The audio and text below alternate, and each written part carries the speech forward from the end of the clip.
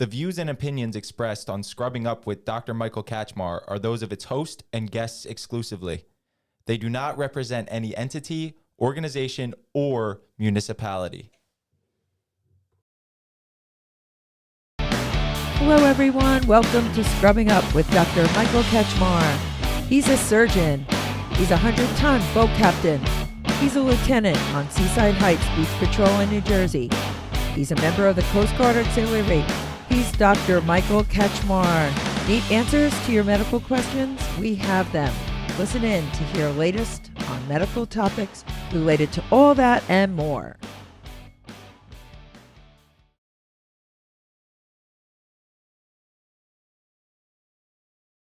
Hello, everyone. Here we are. We had a little technical difficulty there. Yeah. How's everyone doing today? Sorry about that. So this is Dr. Michael Kachmar. This is Scrubbing Up with Dr. Michael Kachmar. That's right. Today's date is February 11th, the year of our Lord, 2022. We have Jeremy here. Jeremy, you want to say hello to everybody? How you doing? And we got a... I'm trying to look which one is our comments here. I think this is our comments right here. Oh, there you go. So anyway, we are live today, and we have a great show. Today's Friday. Yeah. We're going to talk a little bit. We're going to break the show up like we usually do. This is a show that's dedicated to medicine and politics, where they kind of come together. And we do this every week. Yeah. We've been doing it for quite a long time. I'm Dr. Michael Kachmar. I am a pundit. Pundit, and so am I. That's a Pundit. Pundit. Yeah. This is an opinion show. We're gonna talk a little bit about free speech. Opinion, folks. opinion. We're going to talk about. So I'm a doctor of podiatric medicine. I operate on multiple hospitals. I've been in practice for 30 years, and we do talk about medicine. The second half of the show, we got a lot of X-rays and stuff to show. Pretty interesting stuff for our people on Spotify and Apple Podcasts. You got to give us a shout out. Come to our YouTube video and look at us. We're on, and we're also actually in Rumble. So let's say hello to Jeremy. There's Jeremy. Hey, how you doing, guys? Right. Remember, we are on Facebook Live when we go live. It's usually around this time every week, and we're also on YouTube, and we're also on Rumble. Yeah. Now, if you want to know and not miss a single episode, all you have to do is either like our Facebook page, subscribe, and click the notification bell on YouTube, and whatever the hell you have to do on Rumble. Right. I think it's pretty much same thing. If you want to get a hold of us, here's the our email address, which is Dr. Kachmar, it's DrKachmar at iCloud.com. It's like right there. Right there. No, over, Jeremy. Right there. Right With there. that, there you go. Right there. Right there. And the other place you could get a hold of us, if you want to go, and we're putting this up here, is JerseyShoreFootandLegCenter.com. Yeah, I'm going to grab that one too. That's a good one right there, Jersey Shore. That is a great one there. And then one other thing we just want to throw out here, so we have it here, is we actually have a phone number. We're going to start opening up our lines to call-ins. And that number is 732-237-4949. Right. We're not doing that right yet, but we just want to get people to have that. Yeah, have the number. Keep it in your phone. Right. So this is Scrubbing Up with Dr. Kachmar. Hey. And here I am. So we're going to talk about a few things today. We've been talking about free speech because of all these things that have been going on in this country. So what I did is I did a little research on free speech. Right. Because I was under the impression that no matter where I go in this country, no matter what platform I'm on, where I am, I'm protected by the First Amendment. Yeah. And I'm not. I am not. We are not. So I just want to. So the media platforms do have the right to do whatever they want to do as far as what they consider appropriate content. Right. And they by them taking your content out does not violate your civil rights. So unless they're considered a public forum. So I got a couple of things here. Here's the green board here, our infamous green board.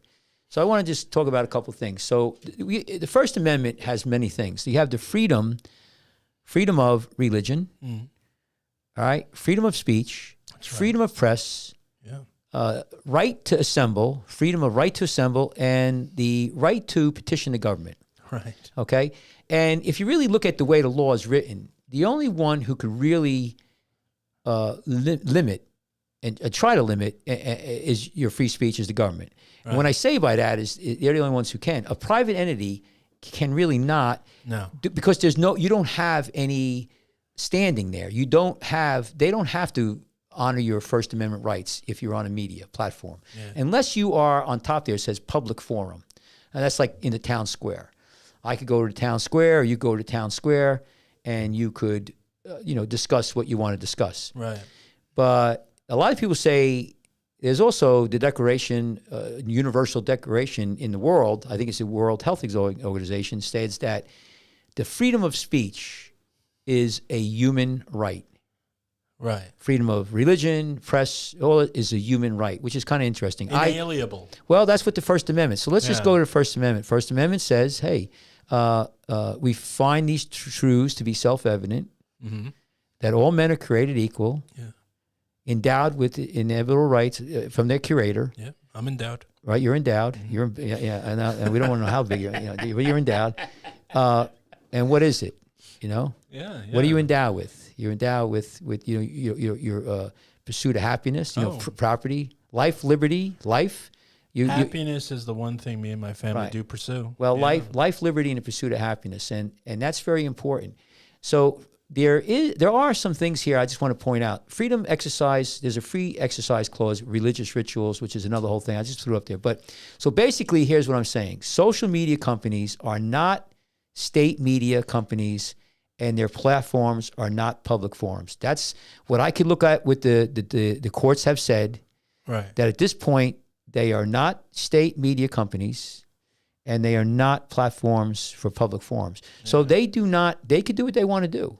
This is the law in the United States. So social media companies, they could print or not print or stop what's going to be printed. Now, from my perspective, I feel like some of our First Amendment rights have been trashed.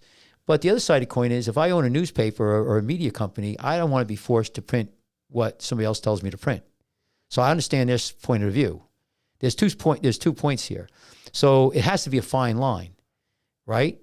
Now, we talk about all of this stuff, and one of the biggest things that comes up is what they say is they use the word misinformation. That's all over the place. Fake news or misinformation. So let's go, Jeremy. Let's do this. Let me get it ready first, all right? So again, I just want to make a point. I was wrong.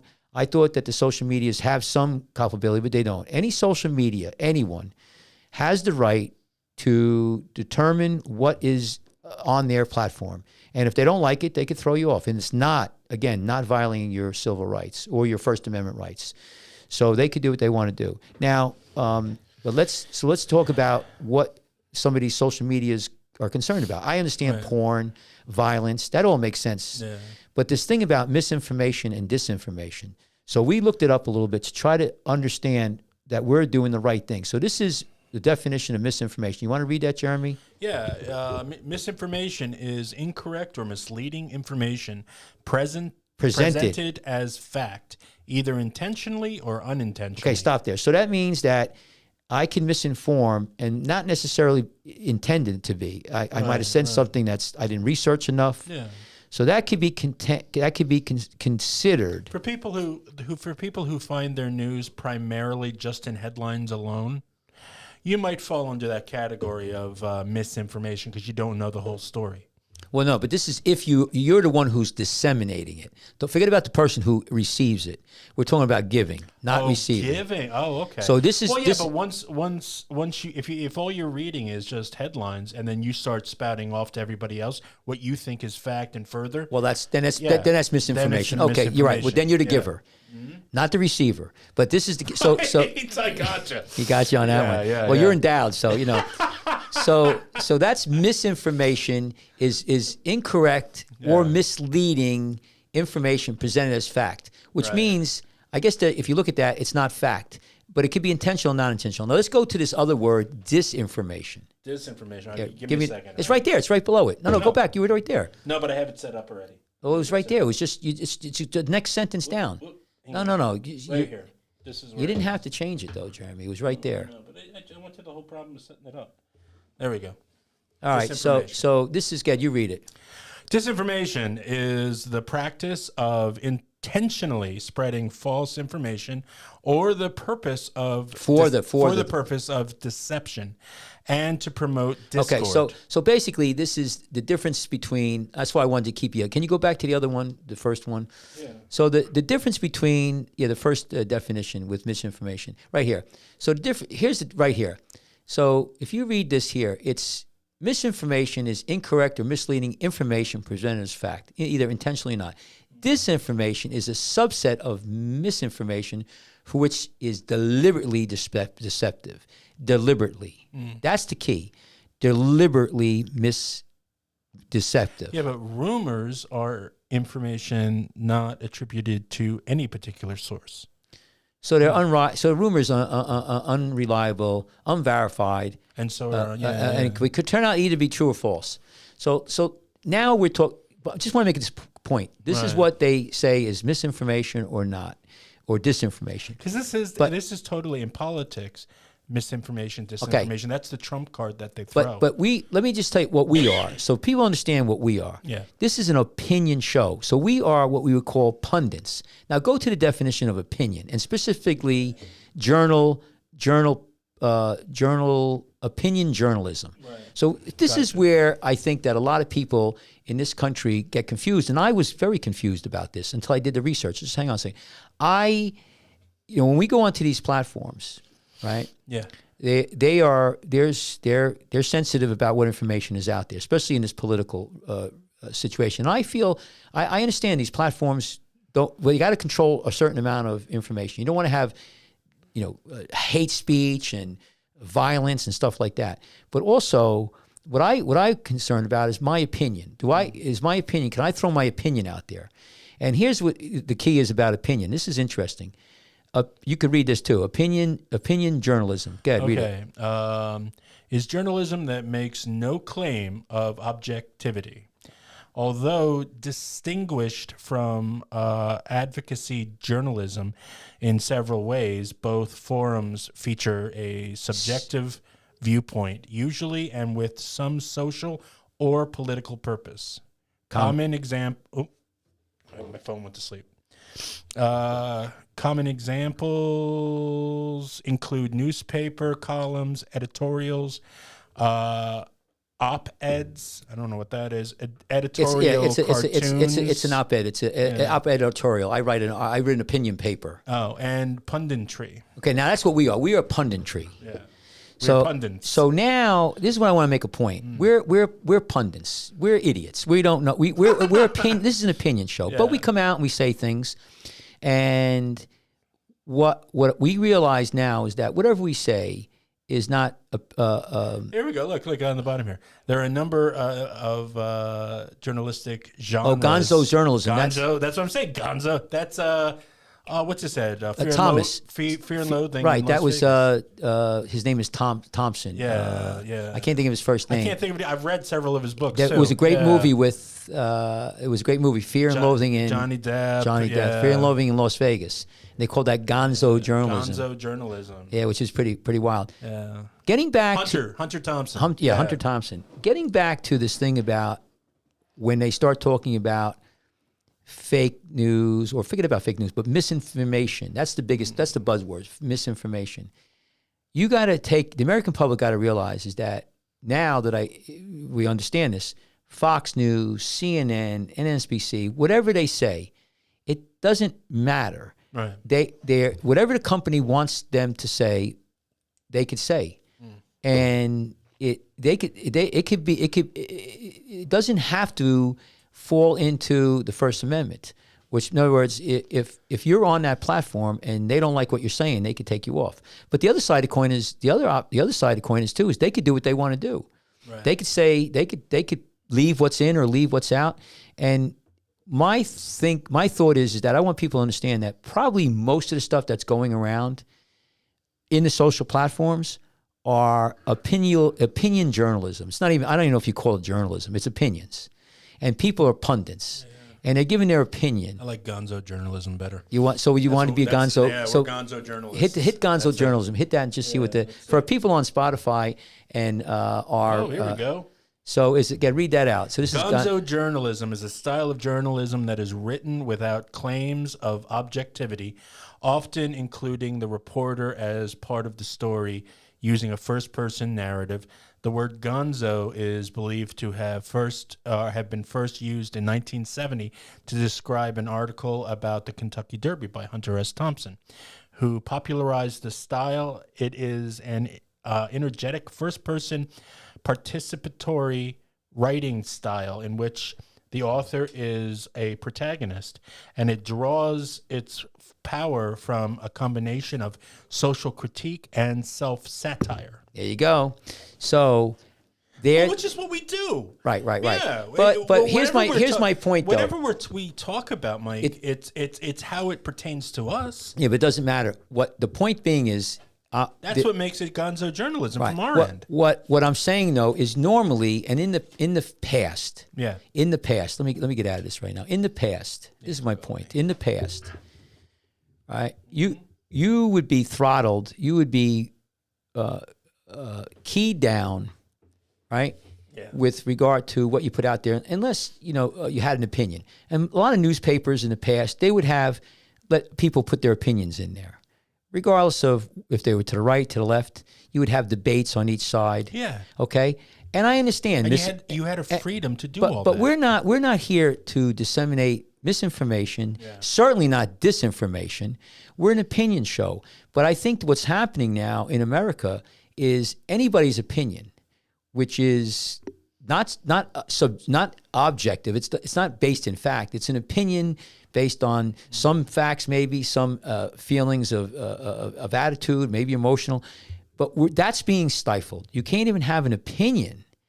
That's what I'm worried about. That's the problem. Are we getting? I mean, I understand porn. I understand. Yeah, but if you can't even have an opinion, like freedom, these human rights we're talking about, like religion, speech, press, and all of that. George Carlin said once, he said, that's why they call it the American dream, because you have to be asleep to believe it. Well, I just want to make this point, is that I was wrong. Any social media could kibosh anything that's said. They have the right. It's not infringing on anybody's First Amendment right, unless they become a public forum. Right. Unless the federal government takes them over and makes them a governmental thing, then they could possibly limit your First Amendment rights under free speech. Okay. See now, but all these rights, they were written so long ago, before the advent of social media platforms and media type platforms like YouTube and Rumble and all of that. I mean, that's a good thing. We're gonna have to look this up. If there's been any amendments for this new way of communicating. No. First of all, it doesn't. It's given every common Joe in every household across the country, across the world, a platform to speak at. There's been their mind and their opinions. On our research, there's been court cases that have held that the social media companies have the right to throttle or to modify or to mitigate or to titrate what's said. Very similar to the newspapers. You got to remember, you can't. If I own a newspaper, I'll take their position, because we like to do both sides in this. Yeah. And when we're wrong, we're wrong. And I tell you right now, I'll say it again. I was wrong with regard. I thought that we did have some level of protection inside a media company or a private company. Obviously, unless some lawyer tells me I'm wrong, but the way I'm reading it, we don't have any rights. They could do what they want to do. Yeah. Now, getting back to say newspapers. If I owned a newspaper, and that's social media, before the Founding Fathers, they had newspapers. Yeah. You really don't want to impose on a newspaper that newspaper, you got to print every article or every thing that comes out. Yeah. How do you get around that? Well, have a free market then let somebody else start a newspaper. So if you have somebody who has a newspaper that's to the left, somebody will open up a newspaper that's to the right, and they do that. Right. So that's kind of how the system probably should work. Yeah. I'm not so keen about throttling down, or maybe it's not the best way to go to make these big companies public forum. Maybe we should just let competition ride. Yeah, I don't know. Before things like YouTube and Rumble and all of that, I mean, citizens did, if they could get their hands on a printing press, they made their own little newspapers, or it might be like 2 or 3 pages long. But if they were talking up against the government and against what they believed in, they created that, way back into Abraham Lincoln times. They did that, right. So that was their version of YouTube and social media. You make a good point. Is that the founding fathers didn't envision the internet? No, they didn't. But our communication at the size it is now, and the speed, yes, because it's instant, isn't it? Right. So as soon as we finish this show, Mike presses one button, boom, it goes all over to podcasts. Right. So what could happen is that the government's going to have to catch up, and we're going to have discussions of what's considered the public square anymore. Right. Are these big companies, these platforms, considered the public square? Because it works both ways. They could say, well, right now a lot of media is biased to the left. Well, what happens 10 years from now when they're biased to the right? Is that going to be fair? I don't think we want it. You want to have a neutral environment. I like the idea of all information getting out there, especially. I think you have to really have, in the beginning of our show, we say this is an opinion. It's an opinion show. We're pundits. We're not. We don't have these hard facts, unless I talk about medicine. And I usually refer to articles and things of that nature. We try to be very factual based when we do talk about medicine. Yeah. But there are times where you're talking about opinion. I just think that we have to be careful, all of us. And I'm talking about people who own newspapers, people who own social media, people who are like us, who are influencers or pundits. We all have to be careful what we say. I think it's always been that way. But we also need to let opinions go out there, let theories go out there, let thoughts go out there, because if you stifle that, I think that's very dangerous. See what I'm saying, Jeremy? No, I do. And in fact, I think what the difference is presentation, okay? Like what you just did for this show today. You presented it as an opinion, okay? So whatever people say, if you're going to go up on a soapbox and you're going to start talking and shouting off your opinions, you should present it as just that, opinions. But the social media companies, they don't care if it's an opinion or not. They don't care if it's an opinion. They're going to still, they could still take, they can still say no, or people could criticize you. And that's the crux of having to rely on these platforms to do a little show for people and talk out against the world today and all the turmoil and trials and tribulations that are going on. I wish there were more platforms like Rumble where they let you talk freely. I mean, they could change too. That's now. That's now. Too, but that's the whole point, I would think, initially, of the creation of something like a social media and stuff like that, is so people can speak their mind. And it's all under the guise of their particular opinions. I mean, nobody's trying to tell you or brainwash you into doing anything. You have the choice, like you always have. You can turn you can turn the program on and off. Well, I think about this. I think about when Howard Stern came on. Yeah. Yeah, he was on AM. I mean, holy moly! What things he said. The shock jock. Woo! Yeah, I mean, holy moly! People who nasty didn't stuff. like him. You talk about listen to him just to see what he would say. You talk about Trump being nasty to people. That guy was terrible. Now he's all high and mighty. Archie Bunker. I remember when Archie Bunker was on. People don't. I bet you people listen to us. No, they do. He's coming back. And you know who's watching him? The young kids. Ethnic races. Yeah, because I remember when he talked about the Polacks. Now I'm quarter Polish, and his nephew, who was dating his daughter, was Polish. Right. And they call, the whole thing about dumb Polacks and everything. Yeah, I almost fell off. Roses are red, violets are blue, and you are one dumb Polak.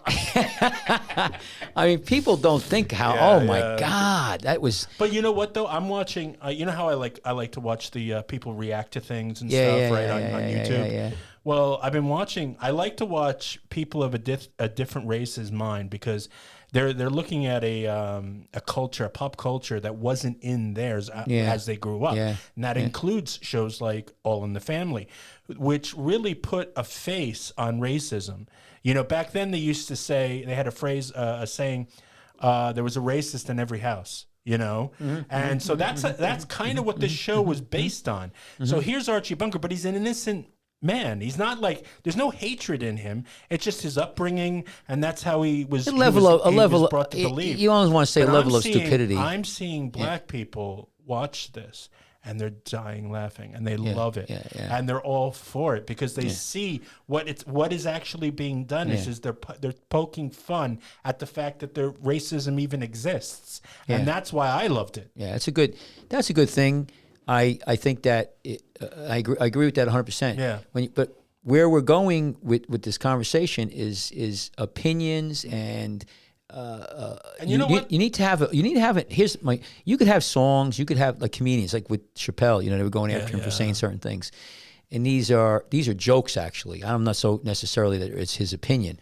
It's satire, and they're going after that. I'm just generally speaking here is that the founding fathers, the First Amendment that they made, and this freedom of religion. That's so important. And a lot of people in this country are giving that away. Freedom of speech, here's the thing, freedom of press. Now, you know, journalism, you talk about journalism. I wouldn't in no way know how to say that we're journalists, but we are. Like you said earlier, what was the press like then when this is written? And what is it now? Yeah, but the idea, no, you know what has not changed, Jeremy? What's that? The way information is being disseminated and the speed has changed, but the idea of it has not changed. Right. So don't get confused. The founding fathers knew that what that means is communication, opinion. Back then, even though doesn't matter. Much of it was opinion, there were phrases that were touted by journalists back then and touted proudly.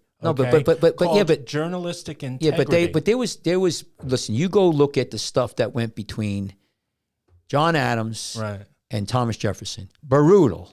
Right. Brutal, nasty, just nasty, like nasty sort of stuff. Called the wife a whore. I mean, go on. Really? John Adams' wife. I think she was married before. Just brutal stuff. Oh. No, so it has been. That's what I'm saying. The beauty of the founding fathers. Don't fall into that trap. They looked at 4,000 years of history, and they formulated the Declaration of Independence, the Constitution, the Bill of Rights. Nothing has changed, Jeremy, other than our technology. We've evolved. Have we evolved anything more? We got 1939 again. Yeah. We got a country invading another country, killing. We got political parties. You know, the news is following certain parts. So it's been like that before, Jeremy. Sold. Jeremy. So it's always been. Go look at Citizen Kane, the movie Citizen Kane. I don't want to have to sit through that again. But Citizen Kane is a movie about Hearst. No, but the guy ran the country. Yeah. My point is that it's nothing new, and human nature. The founding fathers put this in there because they knew if they didn't, the human nature will destroy it, cut it down. Yeah. People want corruption. Well, now you got nepotism. I Agree. Yeah, it goes on and on and on. Yeah. Misinformation, disinformation. That's what we're trying to do, is stop the disinformation and the misinformation. What happens when the other side is giving disinformation? How many people I ask you this question, is anybody on the left given disinformation? Now I'll make a point, and I watched when they were going after Trump, right? With the Russian colluding, and I remember what was his name? Adam Schiff come out, and I'm watching this. I don't know if Trump did this or not. And Adam Schiff comes out and says, "I have personal information that Trump colluded with and was whatever with Russia, collusion." Yeah. Then it came out nothing. So my point is, my question is, was that disinformation? Yeah, of course. Now, if he's giving out disinformation, when people on the other side try to rebuttal that, is that disinformation or misinformation, and then do you get throttled down? So my point is, we need to have an open forum. Buckley, there used to be a debater. In college, we used to debate. You would take two sides of the same question. Right. You'd first take, say, abortion and then anti-abortion. We need to bring it back to this country. What I'm saying is that I know there's a limit of how much you can let out there, and I think we really need to be careful when we limit speech. Right. And especially opinion speech. I understand, but we should be throttling down disinformation when we really know it's disinformation. But it should be also across the board, not on one side or the other. So if you're going to throttle the left, throttle the right. Yeah. Everybody.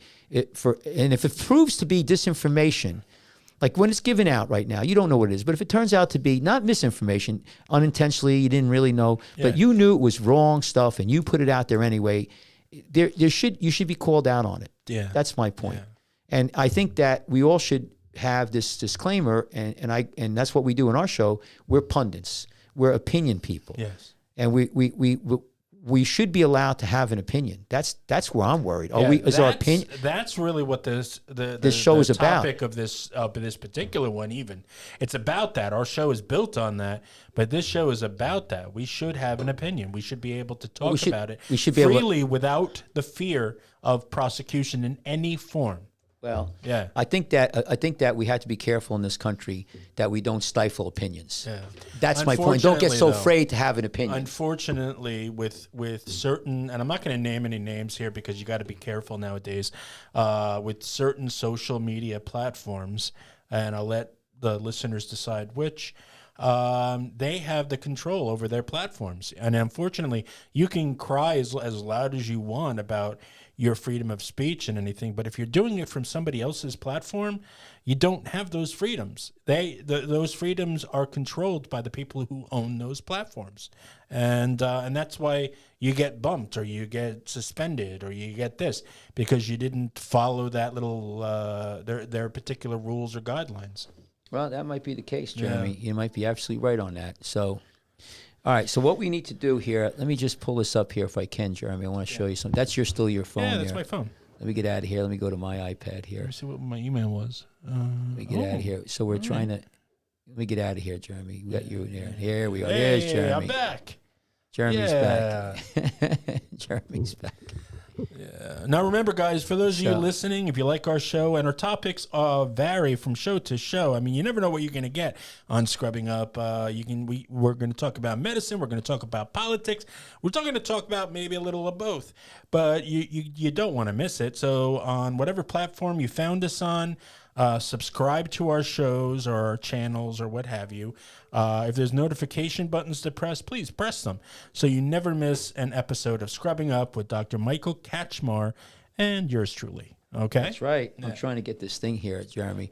We had some x-rays here that I wanted to show some people, and I'm trying to get it on our thing here. I don't know. There it is right there. Michael's iPad. There we go. Oh, yeah. Okay. This is great. Now, this is, our new show. It's more, we have a more visual show than we ever did. For those of you listening on podcast alone, we show x-rays, we show articles, videos that really pertain to what you're listening to on, say, iTunes and Spotify and the like, where it's strictly audio. You don't want to miss these. No. So move over to Rumble. Find us on Rumble. Type in Scrubbing Up with Dr. Michael Kachmar, and you'll find us on YouTube, on Facebook, and you'll be able to really come in and see these. Now, right now, Dr. Kachmar has an x-ray of a foot that is, it has a, what do you call that? Bunion, severe bunion. Severe bunion. So he's going to be drawing and showing you exactly what he will do to fix this situation. So anyway, we're finished with our free speech today. We're going to talk a little bit about medicine. I just want to show this because these are some really good x-rays here. Yeah. So this is a really bad bunion. You can see the bunion is right here. That's the bunion right there. We're going to put an arrow there, right there. See the arrow? I've seen people with bunion. Feet like this, and I always thought it was just like a giant callus jutting out there. I didn't realize it was the bone. No, see, the bone has gone this way. See how it's gone? Yeah, yeah. Right, and this bone has gone this way. Okay? Right. So that's what's happened there. So I'm going to show you what we did. So what we do, to take care of this. Does this? And I know I'm a layman here. You're the master of the lower extremities, Dr. Mike. But how does such a thing happen? I mean, it's just genetics. Is there a way through your life to wear certain type of footwear or something to prevent these things? High heel shoes. Stay away from high heel shoes. But even that, they happen. Well, there happens in countries. Of my wardrobe. Happens in countries that they don't wear shoes. I go nowhere without a pair of pumps. So what we do is we cut a little bit of this bump off here initially, right? And then we go in. Oh, you do it. So what? How much? Just a very little bit. The real key to bring this over is we take a wedge of bone out of here like that. Oh, I'm making it way bigger than what it is. Yeah, we should change the color of this to yellow so it's more easily seen. Oh, you think yellow's better? Yellow's brighter against the black. Hang on, I got to see if I could get yellow here. I don't know where the colors are. So you may have to. You might have to deal with this for now. Yeah. There. See the black circle? Click on that. No, that's no good. No. There's only. There's only 3 colors. Yeah, that's it. Okay. Sorry, Jeremy. So anyway, all right. So what we're going to do, what we're going to do is we're going to come in here and we're going to cut a wedge out of here, and then we're going to put a pin like that. So let me show you what that looks like after it's all done. Okay. So let me go this way here. Let me find the X-ray. So when you put that, before you put the pin in, you make that cut. You reposition. Yes, we reposition it. So you're repositioning that. So there's the bone of that there. Toe, yeah. And then you put the pin in. See how straight it is now? Yeah. So you could actually see the cut just barely there. Barely, yeah, I see that. So the cut was there, and then the wedge is out. You can see there's a little bit of a deficit here. Right. And then the pin. Now, some people do a procedure called a lapidus, which I think is overkill a lot of times, where they fuse this joint here, and they put all kinds of hardware, plates and screws. This pin, by the way, comes out in 6 weeks. So after you're done, you have no pin, no nothing in the foot, and you're done. Now, what's the full healing time, though? About 2 months. 2 months? Yeah, you can't walk on it for 8 weeks. After the pin comes out, we start partial weight bearing in a cast, and then like a walking cast. And then you go to physical therapy? Yeah, you go to physical therapy. It can take a little bit longer, but this has one of the best outcomes. I've been doing these for 30 years. That big toe 30 years. Looks normal right now with that pin. Right, now let me show you another one. So here's that's an amazing So I'm going to show you another bunion deformity here. Yeah. And let me just find it for you. Hang on, give me a second here. So we have another one here. I remember the other ones from last week with the door hinges. The door hinges? This is the patient afterwards without the pin. Oh, look at that. Right. Now, there's another procedure we do where I don't know if I have the before X-ray. I don't see it here, but this is another way to pin it. And you can see here, it was the same kind of bunion deformity, but instead of cutting it down here, we cut it up here and put a pin that way. Yeah, I see it. So that's another procedure we do. Now that pin, it looks like that pin is hooked. It is. I hook it, and what I do is I hook it and then we twist it, and it puts pressure right there. Okay. And when it puts pressure there, it actually relieves pressure. It pushes pressure that way and keeps the bunion from coming back. And then that thing heals up, and we take the pin out. But that's another straight. See how nice and straight it is? See how nice and straight? Now, do you have to take the pin out? No, or did you leave it but you do it in the office. It takes 10 minutes. Oh, 5 10 minutes. Okay, all right. It's a real quick thing. So it's a really nice procedure to do. Yeah. So I just wanted to show these X-rays. We got a couple other X-rays here. Had this. That's just because no. At what age group are we talking about? Oh, it could be anything. You get 15 years old up to. You're kidding. Yeah, it depends. We'll do this on young. If somebody's pretty good, maybe 60, 70. Huh. When you get older, we might do other procedures. Right. I want to show this. This is this is Costa Rica. I'm so glad you're showing this again because my dad would have missed it. He's watching right now. This is hysterical. So this is from a restroom in Costa Rica. Right. And it's pretty funny, isn't it? Don't be cheap. Now we showed, you got to zoom in on that again. Hang on, let me just get. Because we noticed something about this sign. It looks dirty from the surface, but that bottom couple. Hang on, Jerry. Let me get you in a picture. Yeah. There we go. So here you are. So let me zoom in on it. Hang on. Yeah. That bottom couple, picture here. That girl with the panties around her ankles. You see that? Let me get rid of this. Hang on. So we're gonna show this here. We didn't see this initially, but Jeremy picked it out. It's a little blurry. I think it's a little blurry. Hang on, let me see. I'll try to get it unblurry. Oh, you can see it fine. Oh, so over here, I didn't notice that. There's panties right there. She's got panties down around her ankle. I don't know if somebody put that in there. Right. I don't know why this is blurry. Maybe because it's a little bit clearer. And the other one, they could have brought a cushion for under her knees. I think this is pretty funny. This is in a public bathroom in Costa Rica. Yeah, get a room. No sex, folks. There's no what's it sex. called? JACO bar. Jacko bar. And get a room allowed in the bathrooms. If There's you no can't, sex in the champagne if you get room. caught, you will be kicked out. Kicked Warning. out. Allowed in the bathroom. Isn't that amazing? Oh. That's something. I think that's pretty wild. So if you get caught, we're going to join in. Yeah. So here's a fractured ankle. I just want to show this, some of the things we do here. This was coming to cases of the week. So again, if you look here, there's the fracture line. You can see it right here. Okay, it's kind of hard to see. Wait. Take away the blue because I did not see that at all. See the crack going there? Okay. So the crack is right here. You can see the beginning of it right there. Okay. It goes like there. That's the crack. See it? I see it. Those little spots. And this is we get a CAT scan. These were pretty displaced. It's hard to really tell. But let me just show you here. In fact, this one here, you can't see it. But let me just show you. You could just barely. That I can see. You could just barely see. See that? Yeah. See the little crack there? Here. It's a, this is not a bad one, but dark discoloration line. The problem with this is on the CAT scan, it was there was a trimalleolar fracture. So basically, this bone was fractured, this bone is fractured, and the one in the back is fractured. And that's an unstable ankle, and it's a young girl. So I think she was in her 20s. So we decided to operate on it because it's just really has a high chance of really moving on her. So this is what we did, and you can see here for the fracture here. Yeah, this is the door hinge. So the fracture here, we put 2 screws this way. Right. Okay, and then over here, let me move this here. Hang on a second. Let me just go like this. So over here, you can see there's 1 screw, 1 screw, 1 screw, another 2 here. And then 1 that goes this way. They look like I could get these at a Home Depot. Well, they're medical grade. They are basically screws and a plate. Same kind of situation you'd use. Are they like stainless steel? Yeah, they're made out. Some are made out of titanium. Okay. Some are made out of stainless steel.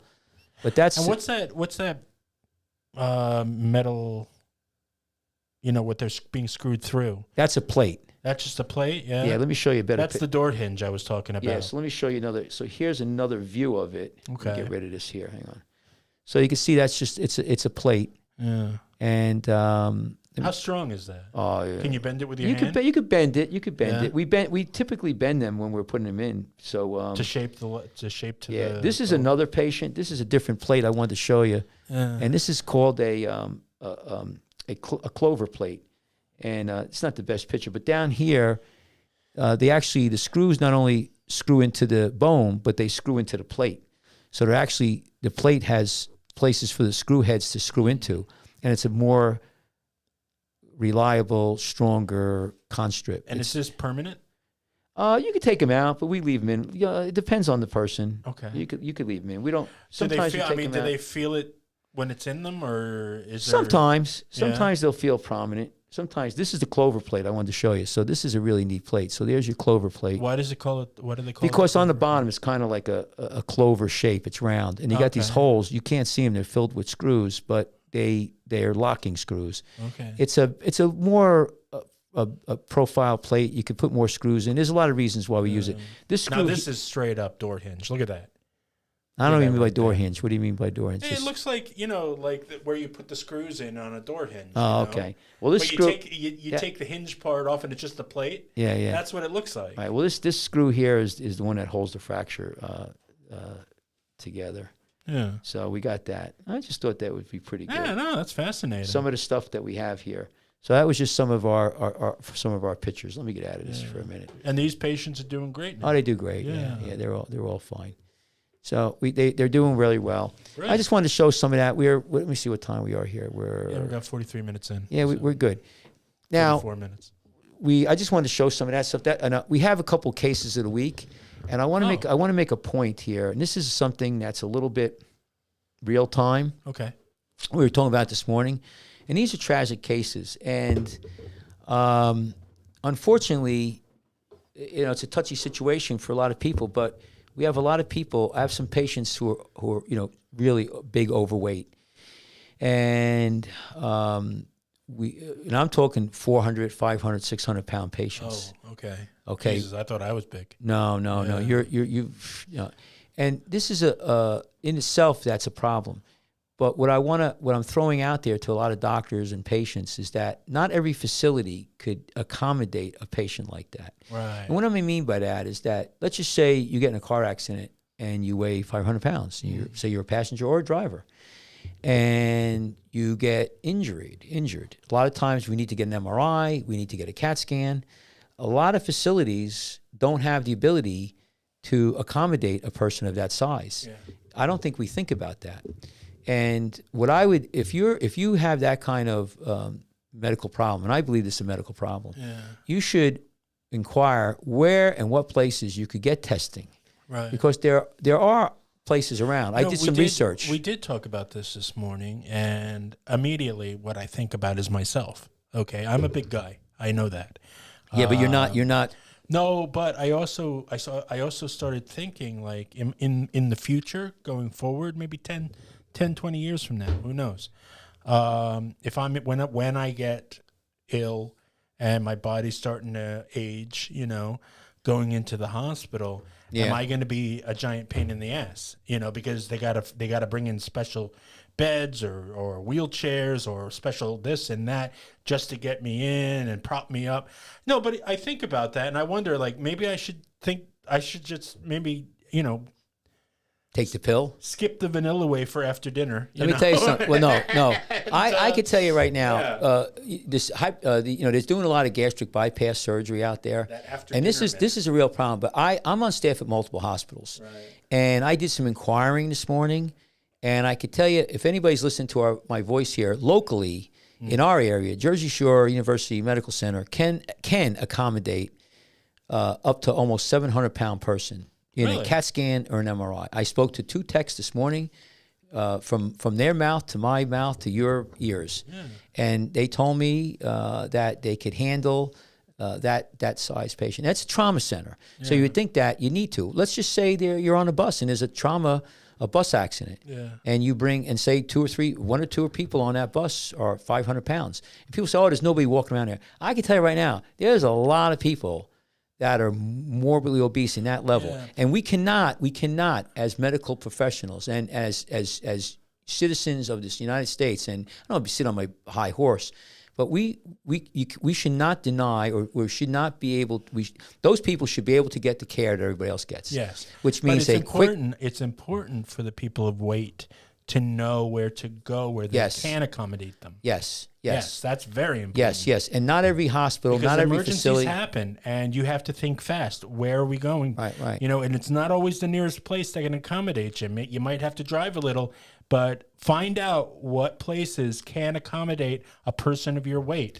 And then you know where you're going to go in case of an emergency. Wow. So what I would say is that, an MRI unit is millions and millions of dollars. Mm-hmm. The unit itself might cost $3 million. The building layout might be $1 million, $2 million. You're talking about a big investment for a hospital. Yeah. And for me, if I had a patient that called me up or came into my office now, going forward, if they were really morbidly obese, again, what's the limit? I don't know, 400, 500, 600, that kind of, I would send them to a hospital that I know for sure has the facilities to accommodate them. If I need an MRI, I need a CAT scan.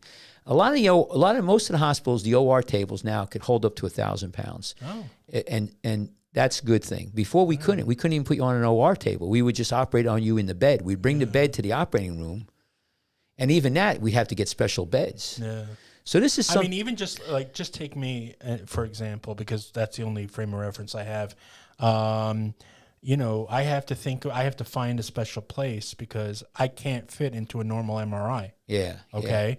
Yeah. And there's no amount of butter that's going to grease me into one. I'll tell you that. So I got to find. But and actually, you would probably, most places, at like the hospitals, you'd be accommodated.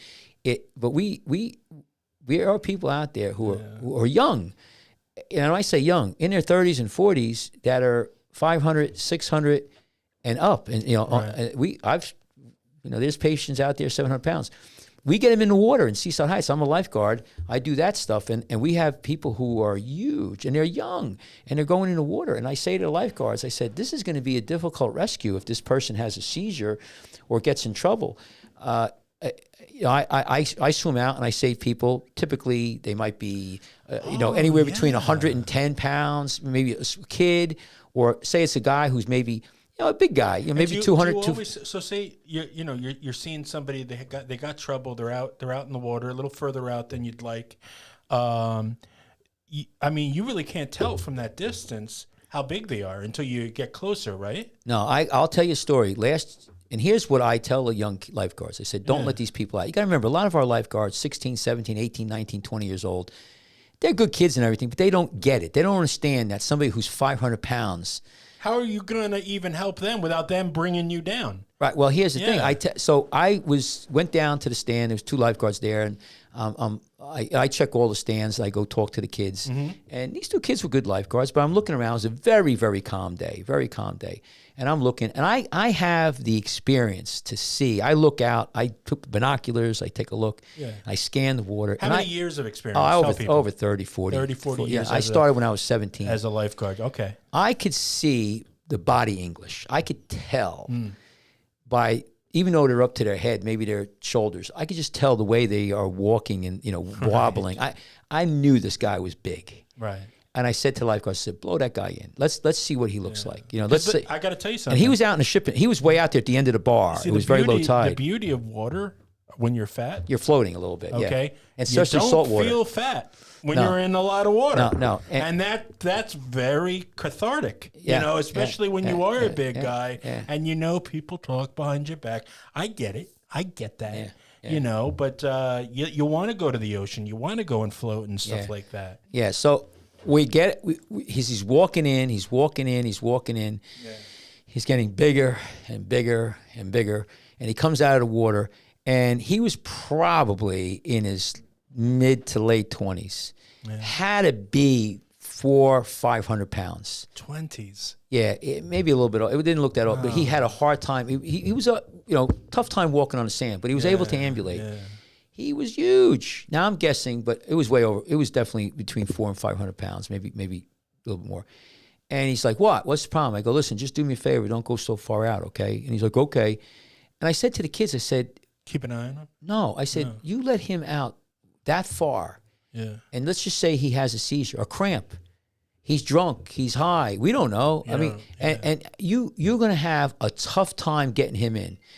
It would be, I think it would be almost impossible to get him in. Right. And we say, well, how do we do? We swim out. I'll swim out with a can, plastic can, and then we have another lifeguard swim out with another can with a rope on it, and we try to bring you in. I got to put my arms around you. I couldn't even get my arms around him. Right. So my point being is that it affects. We need to accommodate that. We accommodate that on the beach because I'm there. We accommodate it by not letting these people out so far. And if we have, so you see them out that far, you blow the whistle and wave them back in. Yeah, or we also have a jet ski. So if we have a person like that, say they have a seizure, we could launch the jet ski. We have on the back of the jet ski, there's a big, looks like a giant boogie board. Right. Right. Yeah. And we'll have a lifeguard driving the jet ski, another lifeguard on this pad, boogie, right? And then we'll grab the patient, even if they're unconscious. They could be huge. We could even throw another lifeguard out there. We could drag that person there onto the body board. And it's a sled. It's like a sled, and drag them in. Yeah. We could get them right to the water's edge. We need something like that. I mean, that's you could put them in a boat as you could. That's a technology that is still relatively recent. I mean, look back at the Jersey Shore we're talking about here. Look back during the days when, Jerry Lewis and Dean Martin were out at Asbury Park, and the crowds are wild and everybody's on the beach, and somebody that was portly then trying to go out there. There was no jet ski to get them back. I don't think you had as many people back in them days as in this country. I don't think there's many as people then as there are now. If you look at the CDC, the statistics for No, more. but when you have like people like Dean Martin and Sinatra, he was out at Asbury performing, and so that was a hot place at that time.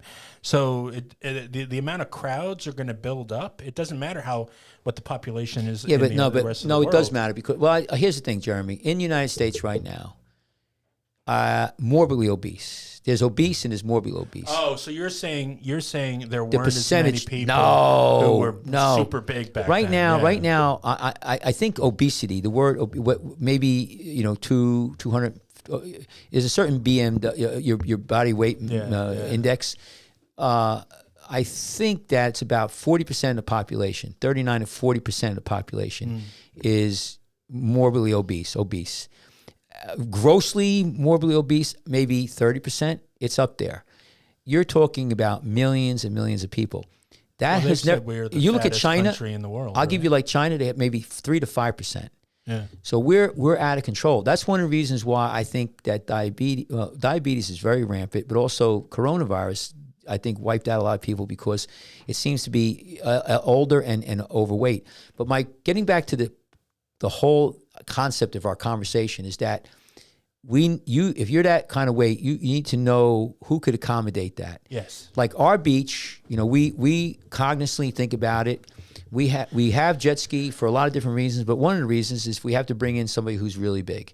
Yeah. The hospitals, you got to find out what hospital could accommodate your test. If you need an MRI, say you break your ankle or you need a CAT scan or your arm or whatever, you're going to have to go to a hospital, or you should know what hospital could accommodate it, or what facility. You need to know that. Yeah. So these are the things. I just wanted to bring this up as a case because I've had this. It's very interesting. It's very interesting. And there's a lot of people out there who more and more are having this, and some of these individuals have had gastric bypass and they failed. There's different kinds. I don't say gastric bypass. They had banding, and I don't know how good that is or bad that is. Well, the banding, I think, the problem with the banding, and I know this because my wife went through gastric bypass, and they removed like 80% of her stomach. Well, that's not. That's more than banding. That's more than banding. No, it is more than banding. But it was the safer. Yeah. It's safer of the two because banding, it usually has to be redone 10 years. Oh, really? Yeah. I don't know. Our Aunt Jane had to do it, and she knows a lot of people, and that's pretty much the going thing. 10 years it lasts, and then you got to go get it fixed because it could. Oh, really? I didn't know that. Yeah. Well, all I know is that I've had this come up. It was an interesting scenario. Never really had. I'm getting more and more scenarios where we have people who are not only overweight, but they're young and they're active. You think it used to be where you watch these things. Regardless of your weight, and again, I know this from being a big guy. I gotta get clothes that not just fit me, but I feel comfortable in. And stuff like that. And especially if I want something like this is a Morty. What was it? Rick and Morty shirt. Okay. Oh, okay. So I want to be able to wear popular, stuff, and I don't want to have to just go to the big and tall shop and here's a plain shirt and stuff, and and because it's big and tall, it might fit me big, but it's too tall. It's difficult. It's difficult to find this and be comfortable. But my point in saying all this is, I know these people, they want to go on cruises and they want to go traveling just like everybody else, and they want to go to all of these places. Right. But I think with this conversation, to your point, I think you also need to look into what places can accommodate your weight, because if there's an accident, if the fit hits the shan, as they say, you're going to want to have lifeguards or people there at hand that can accommodate you, and so you're not going to die out there, or God forbid anything else. Yeah. Well, I think this is an opinion show, but it's also an educational show. I like to throw it out there because whoever is listening, if you are a lifeguard or you're a doctor or you're in the health profession or whatever, first responder, we need to think about that. I know the first responders, they need to have special vehicles to go pick somebody out of their house. If they're 600 pounds, you're not going to be able to fit them in a regular, situation. Yeah. So we need to, as the population continues, or is hopefully it's stable, but if there's 30% of the population that's morbidly obese, I mean, if you have 300 million people, 369, 3 million, and you have 30 million, 60 million. Yeah. I don't know how many millions of people, 100 million, 80 million people. There's a lot of people that are overweight. Yeah, especially if you look in at the this statistics, country. I remember reading CDC that morbidly obese was probably, maybe 28, and then just generally speaking, obese is up there. Yeah. It's better than 40% or close to 40% of the population. And that's tough, but we need to accommodate it. I think that, our conversation is always think about these things and take it to the other end. So that's that. I want to talk about about that. The other thing I want to talk about. What's our time now? Our time is, we got a little bit more time. It's not even an hour. It's just 1 hour right on top. All right. Just a couple of things. Want to talk about some blood work that I've been dealing with. Just want to throw it out. We're going to talk about this, some more topics going forward. But we do this test. It's called the sedimentation rate. I think this is something important that people need to know and ask their doctor to get. So the sedimentation rate is a blood test. And what it does, it actually takes the blood and puts it, the test physically, what they do is they take blood and they put this in a little glass pipette. It's like a tiny, tiny straw. You couldn't even get any fluid through it.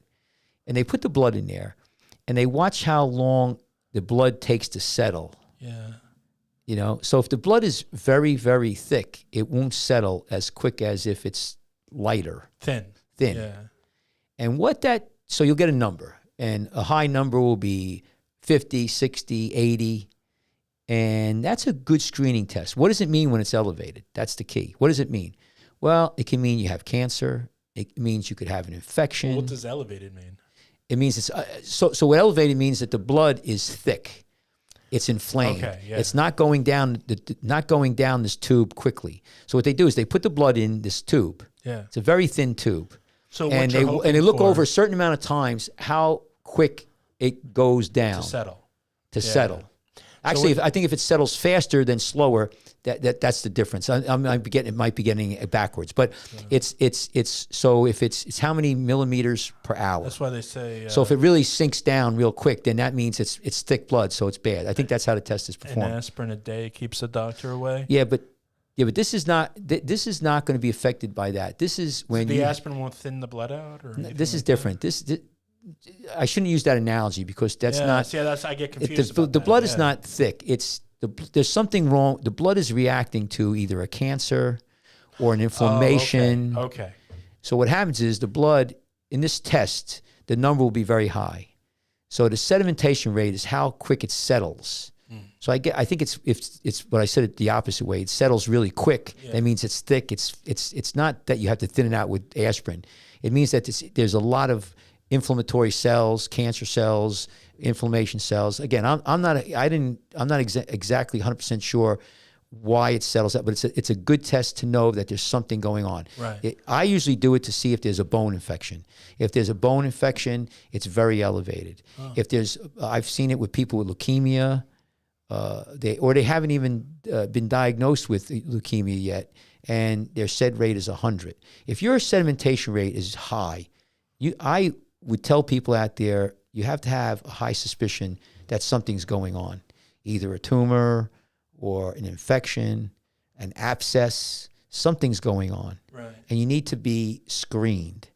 CAT scans, PET scans, x-rays, more blood work, a reason for it. I wouldn't let people, and that's why you got to ask your doctor, hey, when you're doing routine blood work, you might want to get a sed rate. It could save your life. You don't have to get it every, maybe once a year. I think a sed rate is a very important thing to get. So I'm throwing it out there. Yeah. Same thing with the prostate enzymes. I've seen so many patients who they've been treated with benign neglect. You know what that is, benign neglect? Yeah, roughly, I think. No treatment. Yeah, no treatment. The prostate enzymes go up and up and up and up, and doctors say, listen, you'll die from something else. And I've seen people, I had one not too long ago with a huge prostate tumor, pushing on his urethra, couldn't even urate. He came to me because his legs were so damn swollen. Yeah. It's a shame that I got to make the diagnosis. It's a shame that I got to admit the patient as a foot and ankle surgeon, and make the diagnosis and then have to, deal with this. Because it didn't pan out well for him, did it? He died. Yeah, he died. But he had it all over his body. But my point is that it's preventable. So there's a lot of problems in medicine. I don't know if it's necessarily, it's human nature. We have a tendency, patients and doctors, I call it the ostrich syndrome. You know what the ostrich syndrome is? Tell me. What do you think? What's the ostrich syndrome? Someone's so ugly they got to hide their head in the hole? Oh, close though. All right. What happens is this is the attitude. I don't want to get that test. I don't want to hear it. I don't want to deal with it. So what they do is they stick their head in the hole. Right.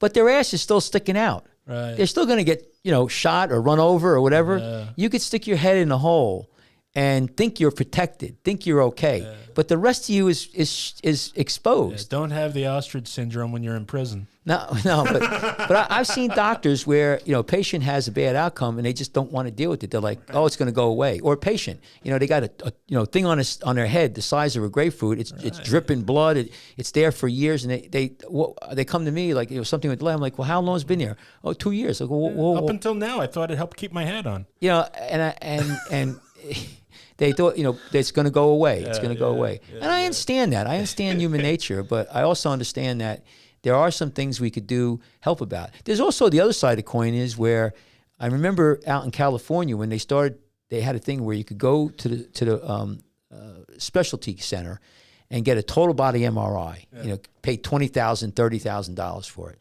and check everything. People were getting that all the time. So this one lady, she got it. She had no symptoms. She had no pain, no nothing. And it showed something on the liver. Maybe nothing. So she went crazy. And a lot of doctors said, listen, I don't think it's anything. And she finally persuaded somebody to do a biopsy of her liver. Well, she died from that biopsy. I don't know why the reason she died. And it turned out to be no cancer. Die from a biopsy? Who knows what happened? It bled out. Maybe, they hit something.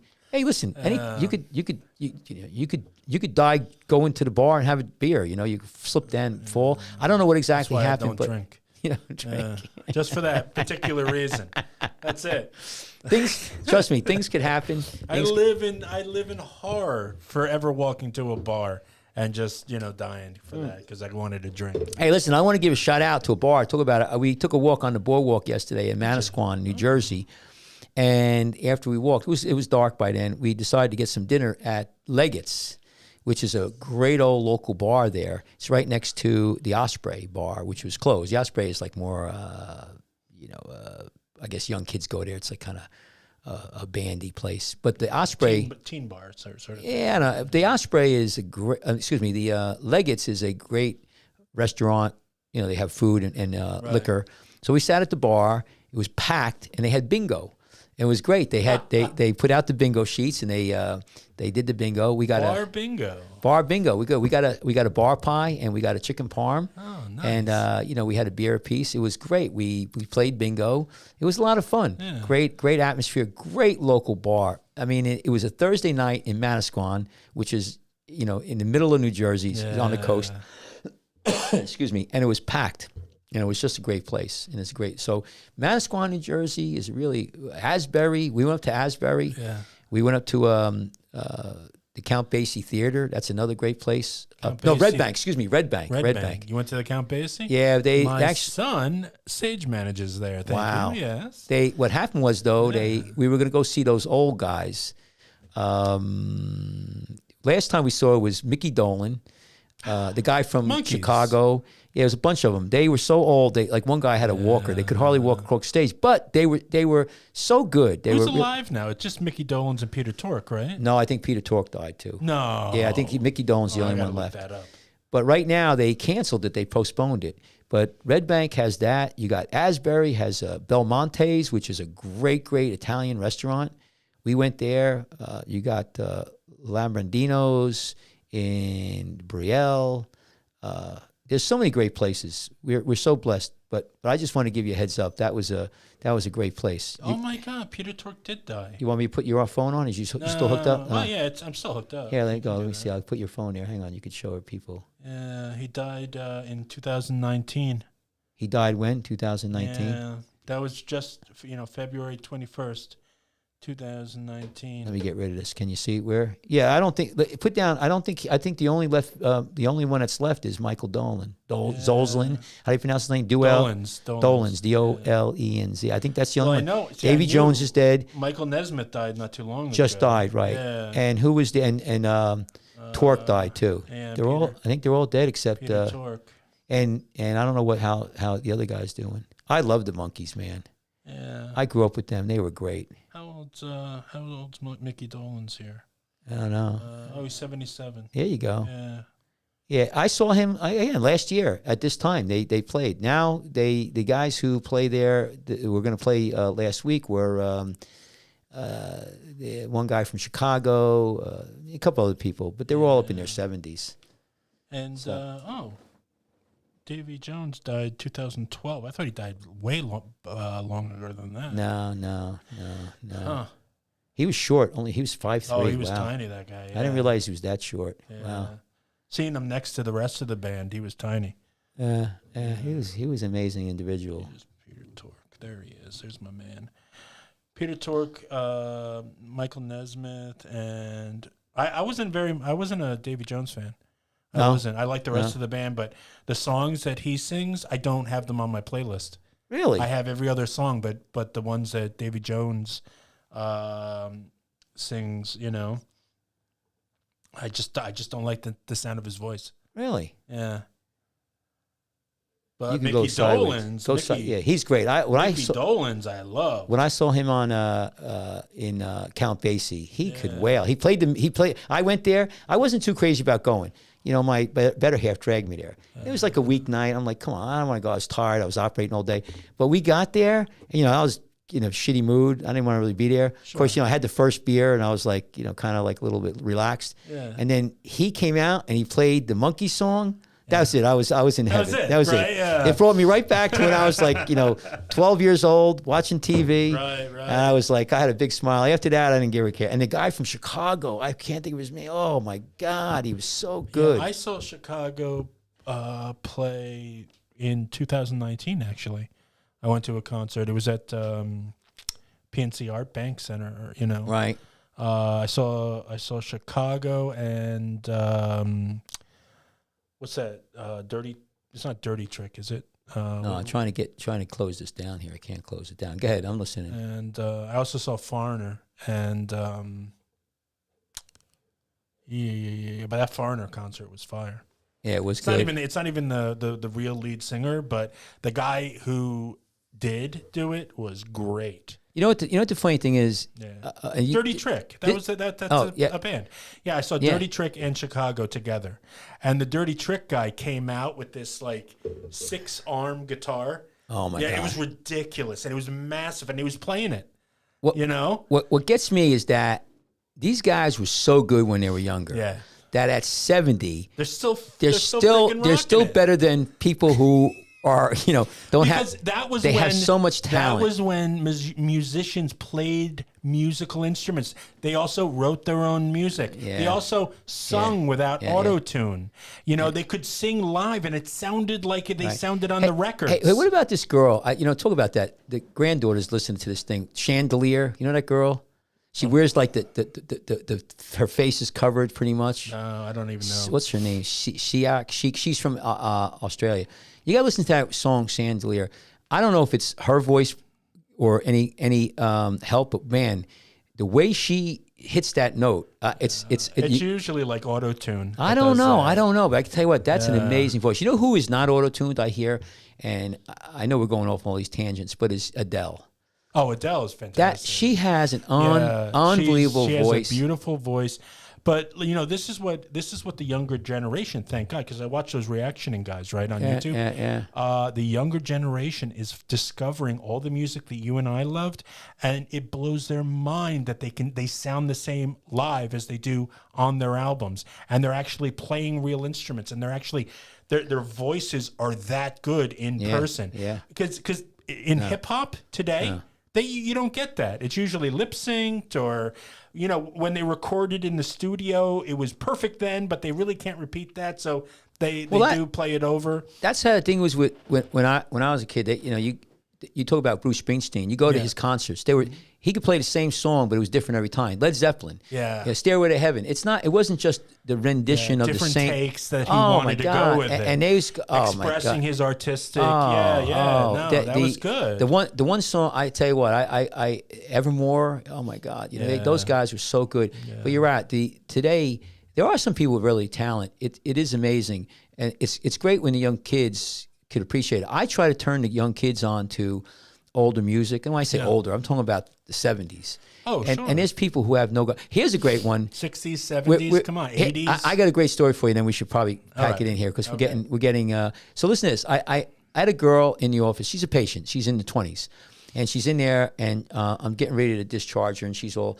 And she goes, "Oh, Dr. Kachmar, I saw one of your shows, and you were talking about Spotify and all of that." And I go, "Yeah." I said, "Did you see the one I talked about Joe Rogan and Neil Young? About Neil Young was boycotting him because of some of the guests he had on." And she goes, "No, who Neil? Who?" I go, "Neil Young." What's a Neil Young song that I would know? Dead in Ohio, Kent State, 4 Dead in Ohio. He's the ones Buffalo Springfield. Yeah, it's on the radio all the time. Yeah.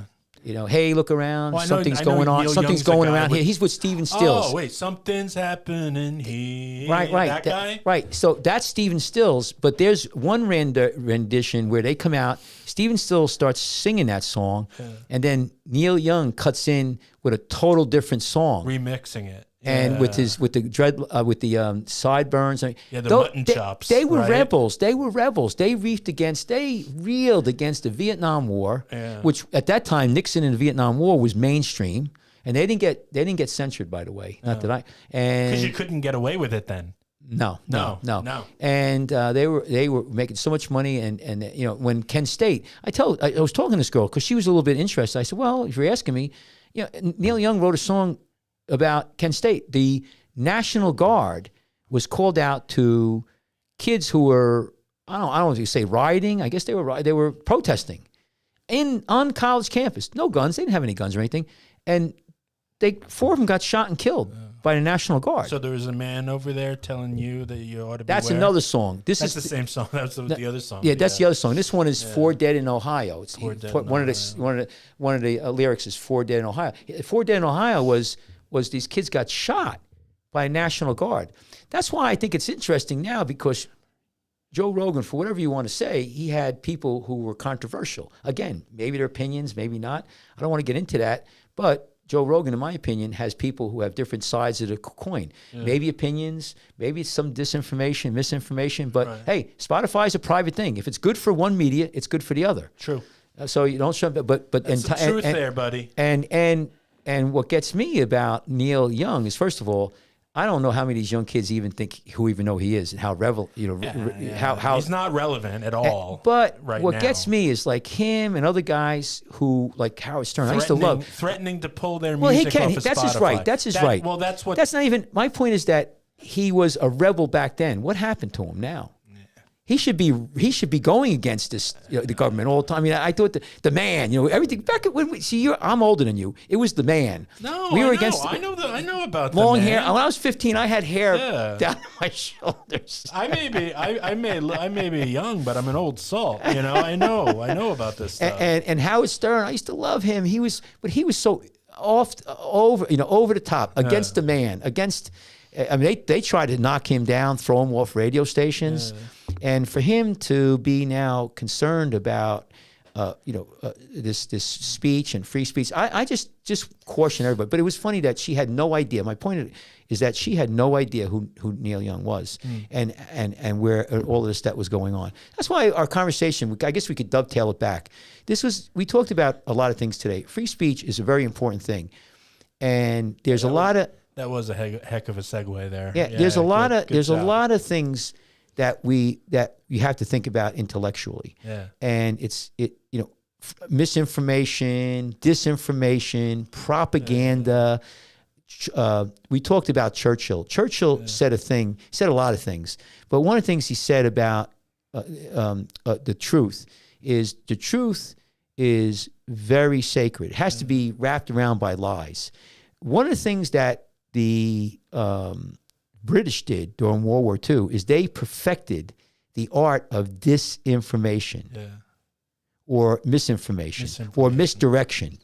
There, you know, and that was our, I think at the time, I can't think of what it was, but that was the beginning of the CIA. And you know, you throw stuff out there, and that's how you throw over governments. You know, you put things out, and I'm not so sure if maybe our political parties weaponized this, and then the public got involved. You know, but you have to be very careful at the core.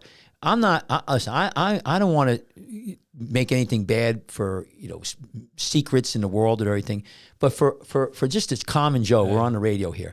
I think you have to let a certain amount of free speech go and opinions. So little tolerance goes a long way. Well, that's the key. You know, there's your key, tolerance. Right now, you can't. We talked about the burning American flag, and on our research, you found out now that actually the Supreme Court, you're allowed to. And they'll protect your right. You have the right to burn flag. That's under the First Amendment. As a demonstration. As a protest. But you cannot burn your draft card as a demonstration. Which is pretty interesting to me. Very interesting. Very interesting. You know, can you burn your bra? You can.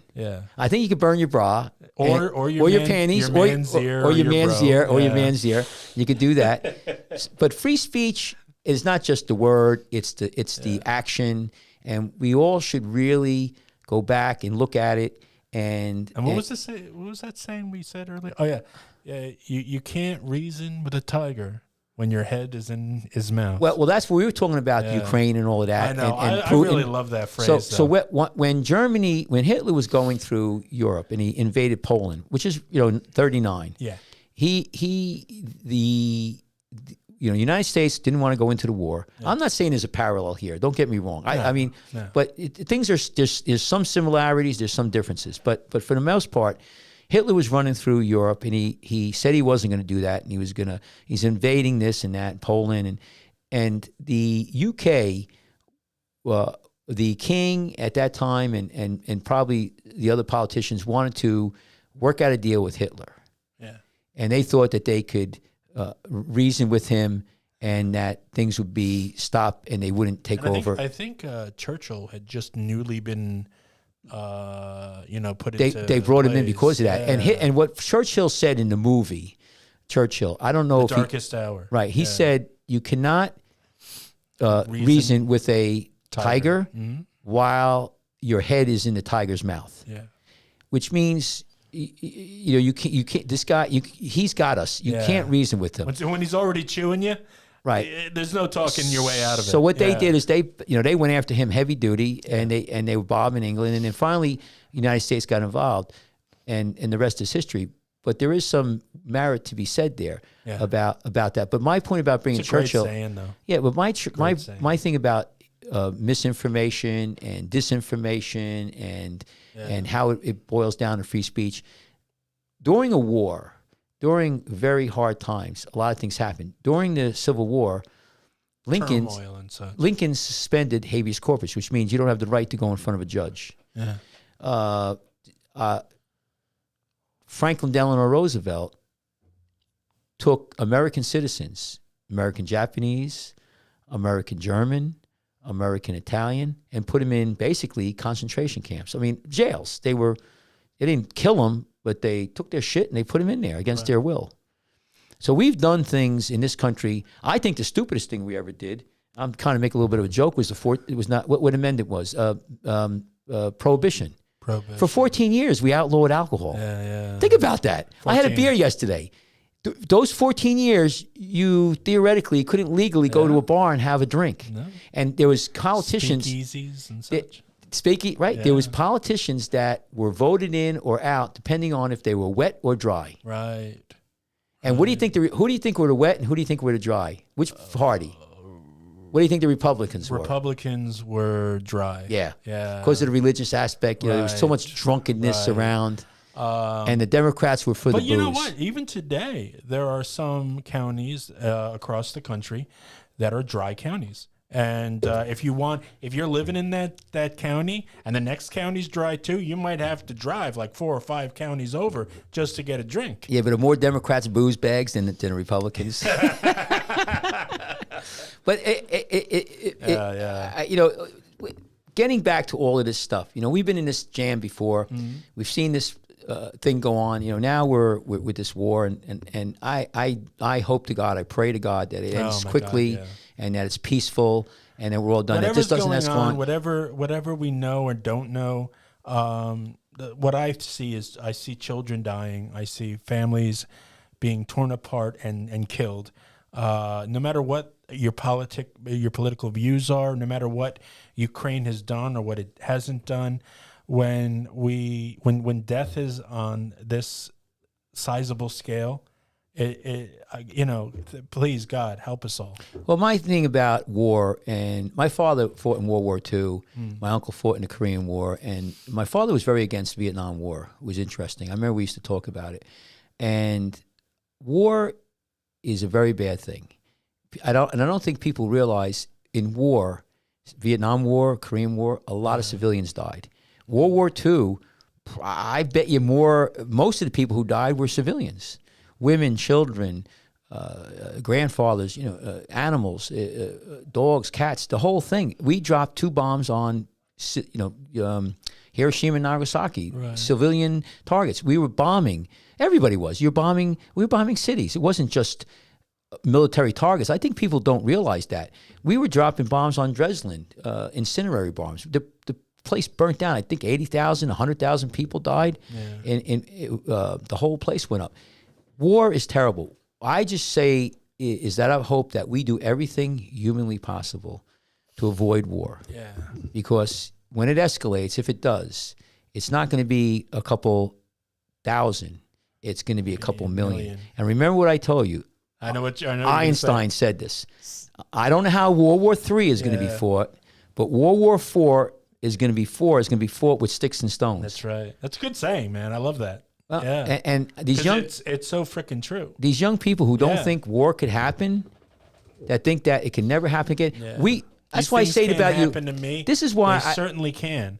And I have a son who's 15 now, and whatever's going on over there, if it escalates into a third world war, he'll become drafting age. Well, see, that's the thing. These young kids today don't think that they could bring back the draft. Everybody's got a draft card. Oh, yeah. You can't burn your draft card. There were times when I was in my teens, when you first get that draft card, right? And you're looking at it and you're saying, well, the draft, they don't draft anymore, so, you don't have to worry about it. But I did a little bit. It was in the back of my mind. Like when you hear the news and you hear what's going on over there, will it happen? Will they bring back the draft? And I have no choice and I have to go to war. And now as a parent, I'm 47. I'm going to be 48. Sunday is my birthday. Oh, okay. Yeah, I'm going to be 48 this Sunday, and I have a son. I'm more worried about what's going to happen in his life. Well, as everybody should. I don't know if it will get that bad, but I can tell you that's why I say about the Constitution, the Bill of Rights, is we need to stick with that because we have not evolved. We're a little bit better, touchy-feely, but we still rape, murder, kill. There's still greed. There's still craziness. In the and world. With the war, the Founding Fathers had it. Supposedly, the way I understand it, is that the only one who could declare war is the Congress. Mm. So whatever we're doing right now, we need to have a discussion with the American people and have Congress get involved and say, where are we going to go with this? I would like to hear a discussion because the ramifications are very, very severe. And let's hope that they have God's guidance to show them the right way. Yeah. And what did Lincoln say? The better angels among us, the better angels among us. Yeah. I don't even know what's going on. What I'm just saying is that we in this, free speech and our opinions, don't stifle that. And as far as this war thing, I'm just watching. I'm very, very nervous about. Yeah, you know what? I was full of opinions myself, but then again, you realize they are just opinions. I don't know what's real. I don't know what's fake. I No. don't know anything that's going over there. No. And I certainly can't trust any media source because they slant to their own alignment. Right. And when we they each have their own alignment. Right. And when we talk about medicine, which, you know, Snyder and I have been talking about, and other people, we know a lot about it because we are doctors. Yeah. And we dealt with the drugs. We see the people. I've been in the hospital. I don't get on my stand, but for the 2 years, I watched tons of people die. I treated people with corona. You know, so we know. And then Watch your wordage. Yes, watch the wordage.